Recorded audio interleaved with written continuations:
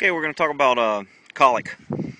I've had a couple questions about it. Somebody asked me to do a video on it. Um, Colic is basically a bellyache, and if you're trying to explain it, you know, there's so many causes for it that it can be constipation, it can be kinked. You know, a horse has 75, 80, 90 feet of intestine, and that's a lot of length that's kind of twisted and curved and in that belly. So when you're talking about colic, there's a whole bunch of causes. Prevention, treatment. I mean, if your horse is colicking, I'd probably call a vet. Ways to tell if a horse is colicking is he's going to be sweaty. He may be biting, and horses bite at their ribs anyway. But sometimes they'll bite right in this area right here, and they'll be biting at their stomach, kind of say, "Hey, oh, I'm sorry, Mr. T, I'm just trying to show them."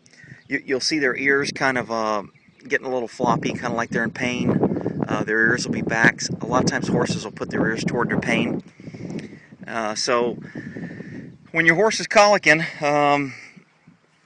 things to remember is keep him moving.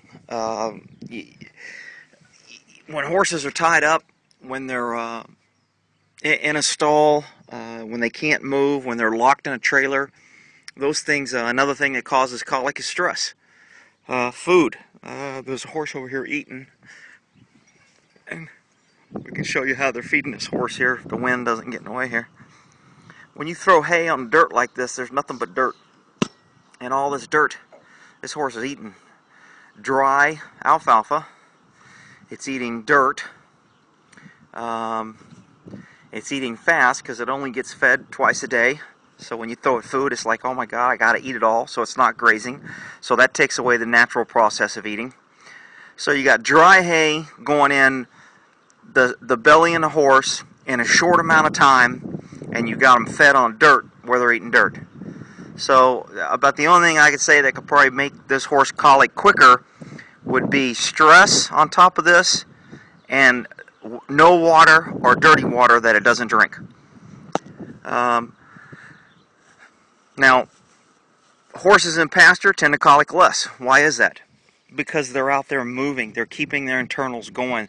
They're eating constantly all day. When you feed horses in a stall and you lock them up, and you only feed them twice a day, horses tend to gobble their food. Same way as when they gobble their grain. If you go to my Horseman Tips page on my website, there's a tip on there on how to get your horses to quit eating grain so fast. You put some big rocks in there, and they have to dig through the rocks in the bucket when they get to the grain. And no, they won't eat the big rocks.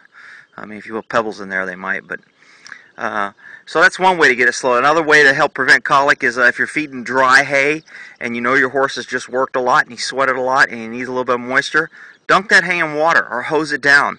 That tends to remove the dust, and it helps put a little moisture in the hay.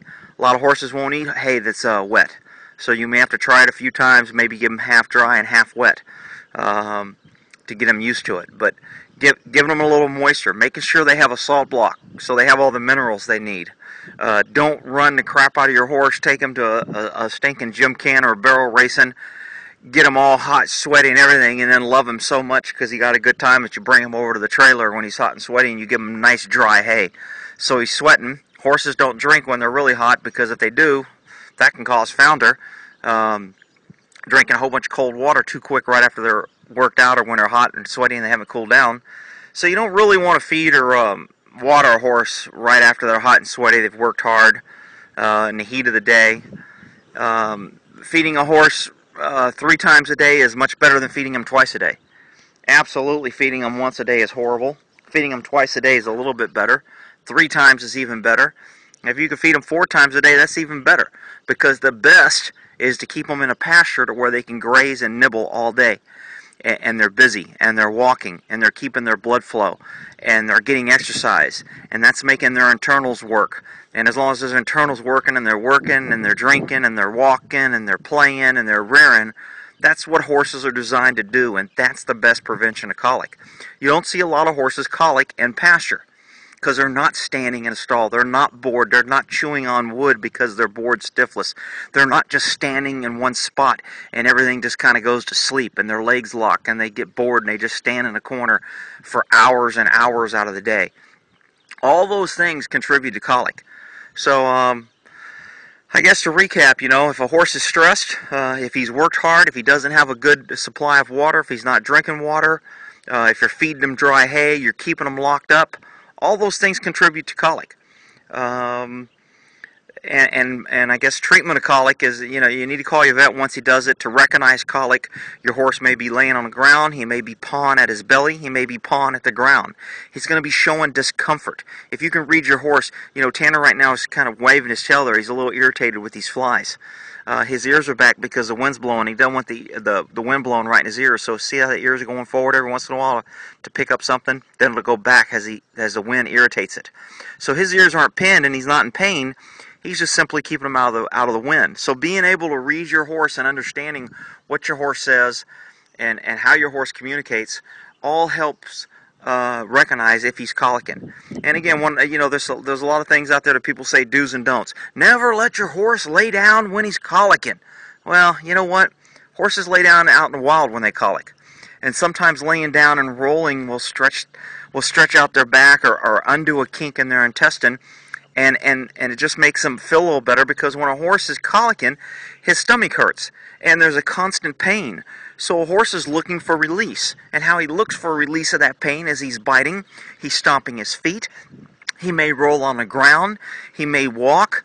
Exercise is really good for a horse. I mean, you don't want to get out there and run him, but keep him moving, get him walking, so it keeps that off the pain. So he'll stop.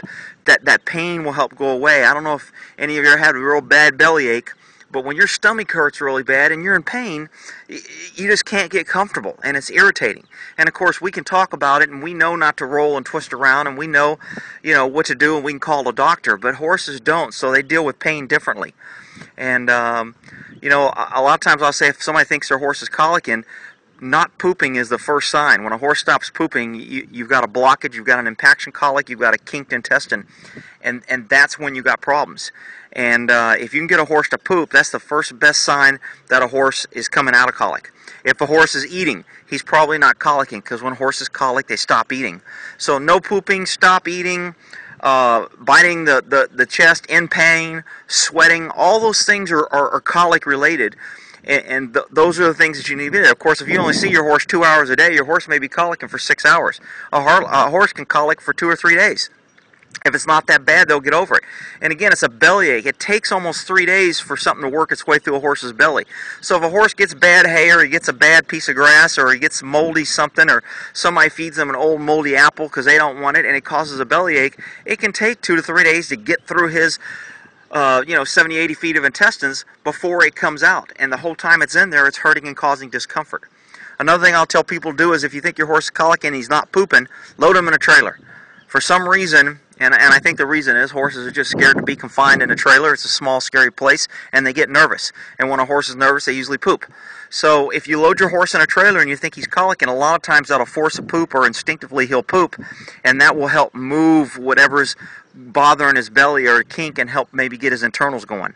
Now, don't lock him up in a trailer and leave him in there thinking he'll poop all the time, but normally initial loading and locking him up and then unloading him and walking him out may induce a poop. And if you can get him to have a bowel movement, then you're on the right track to getting rid of that colic. And again, I like to give fiber every once in a while. That horse over there eating on the ground, all that dirt gathers in the belly, and there's a thing called sand colic, where a horse gets too much sand in their belly. Dirt's the same way. It gathers in the bottom, and that can cause colic. Every once in a while, I'll give my horse, they sell this, colic remover for $50 or whatever that you can go buy.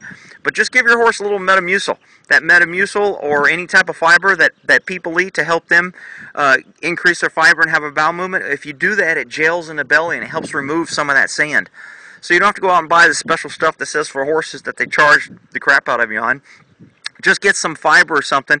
I get it at Costco. I can get the big giant bottle at Costco for $15-20, and it tastes like orange. And I'll just sprinkle that on the grain every once in a while. And if you put a little bit of that in water and leave it overnight, you'll notice in the morning it turns to like Jello. Well, that Jello happens in the belly, and it helps remove sand and dirt. So I'm at 10 minutes here, so hopefully that covers colic, the causes, and some of the treatment. Hope that helps.